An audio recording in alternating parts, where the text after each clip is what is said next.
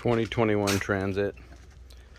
Got my airport out the side of the passenger seat. Had to drill that hole with just a rubber grommet. All top underneath. Flipped the plate. Ran the screws, the bolts up. And then quick connect Amazon part here. Run into it. The wire with the ridges on it is positive. Grounded underneath here to this bolt, and then power across up the side to the 60 amp port over there, and then pulled out the switch, plugged it into a remote control, and I'll probably keep it in the bag for the sand.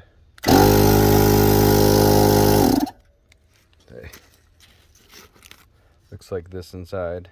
I'll post that in the description, but that should work fantastic. Store the hose under there along with some other things, but yeah, this will work so much better than lugging around the compressor and back side to side. I still have the switch that was here mounted here.